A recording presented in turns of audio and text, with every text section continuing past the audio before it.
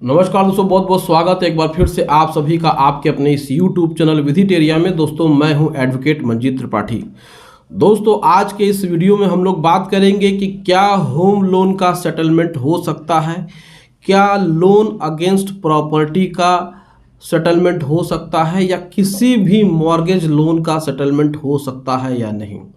ये बातें बहुत बड़ी बड़ी हैं, जो आम जनता है उनको इन बातों का मतलब नहीं समझ में आता है। तो जो बंधक रखी हुई संपत्ति है, गिरवी रखी संपत्ति है बैंक में, उसका सेटलमेंट हो सकता है कि नहीं। ऐसे बहुत सारे कमेंट्स हमें हमेशा मिलते रहते हैं और कुछ लोग ये भी कमेंट करके कहते हैं कि कैसे होगा, क्या ऐसा हो सकता है कि बैंक तो हमारी प्रॉपर्टी रखी हुई है तो हमारा सेटलमेंट करेगी क्या। तो आपका जो कन्फ्यूज़न है कि सिक्योर्ड लोन का सेटलमेंट होता है या नहीं, आज हम उसी बात पे डिटेल में चर्चा करेंगे और आपकी जो भी प्रॉब्लम है उसको हम जड़ से ख़त्म कर देंगे। आपको किसी भी प्रकार से कोई भी टेंशन लेने की ज़रूरत नहीं है। देखिए, जब भी आप लोन लेते हैं तो आपके जो माइंड होती है उस पर एक मेंटल प्रेशर होता है, साइकोलॉजिकल प्रेशर होता है, जिसे कहते हैं कि आप मानसिक रूप से एकदम परेशान रहते हैं उसको पे करने के लिए।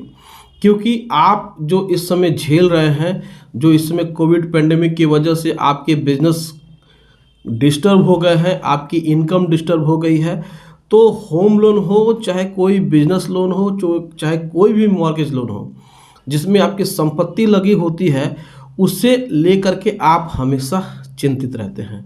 आपको हमेशा डर सताता रहता है कि अगर आपने अपना लोन नहीं चुकाया तो आपकी संपत्ति चली जाएगी। हो सकता है कि वह आपकी पैतृक संपत्ति हो सकता है कि उस संपत्ति को बनाने के लिए आपने न जाने कितनी मेहनत करी है और एक झटके में ही वह चली जाएगी। तो कैसे हम उसे बचाएं?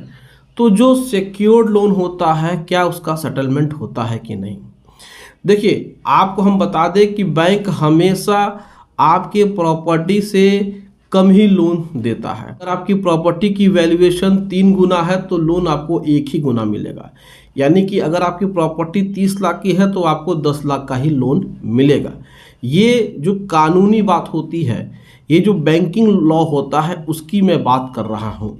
बहुत बार ऐसा देखा गया है कि बैंक आपके प्रॉपर्टी की वैल्यूएशन ज़्यादा दिखा करके लोन ज़्यादा दे देती हैं, तो उसमें सबसे ज़्यादा नुकसान आप ही का होता है जब आप डिफ़ॉल्ट करते हैं। तो आज हम लोग बात कर रहे हैं कि क्या सिक्योर्ड लोन का सेटलमेंट होता है। दोस्तों मैं आपको बता दूं कि सेटलमेंट किसी लोन का होता है, हर लोन का सेटलमेंट होता है, बशर्ते उस सेटलमेंट को करने की क्षमता आप में होनी चाहिए और आपके अंदर बैंक से बात करने की क्षमता होनी चाहिए। क्षमता की बात अगर मैं कर रहा हूं तो इसमें यह है कि आपको बैंक से एकदम डायरेक्टली बात करना है, किसी से डरना नहीं है। बैंक तो आपको हर लोन में सेटलमेंट के लिए मना करता है, चाहे वो क्रेडिट कार्ड हो, चाहे वो पर्सनल लोन हो, चाहे वो सिक्योर्ड लोन हो। तो अगर आप बैंक के पास जाते हैं जब आपका अकाउंट एनपीए नहीं होता है, लेकिन आपको ऐसा लगता है कि आपका जो अगला पेमेंट है वो अगले महीने से डिफ़ॉल्ट हो जाएगा, तो आप पहले ही जाकर के बैंक से बात कर लेते हैं, बैंक के मैनेजर से बात करते हैं, तो वो आपको हमेशा यही कहेगा कि हम आपका सेटलमेंट नहीं करेंगे, हमारे पास आपकी प्रॉपर्टी है, हम उसको बेच करके अपना पैसा वसूल लेंगे। तो फिर कैसे आपके होम लोन का सेटलमेंट होगा। देखिए, इन सब बातों को जानना ज़रूरी है। ये बातें होती हैं, आपके साथ नहीं हुई हैं, लेकिन जिनके साथ हुई हैं इन बातों को भी आपको जानना ज़रूरी है।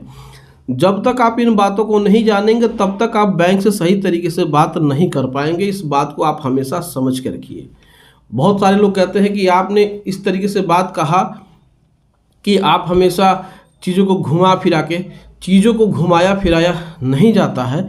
ये सारी बातें आपको नहीं पता है कि आपके सिक्योर्ड लोन में बैंक किस तरीके से आपको बात करता है। तो जब दूसरे क्लाइंट हमसे बात करते हैं और बैंक उनसे इस तरीके से बात करता है, तो ये बातें हम आपको बताते हैं ताकि आप उससे बेनिफिट ले सके, फ़ायदा ले सके। तो बैंक जब भी आपके इस बात का जवाब देगी कि आपकी प्रॉपर्टी हमारे पास है, हम इस पर सेटलमेंट नहीं करेंगे, तो आपको समझना है कि आपको जाना कहाँ है और किस तरीके से सेटलमेंट करना है।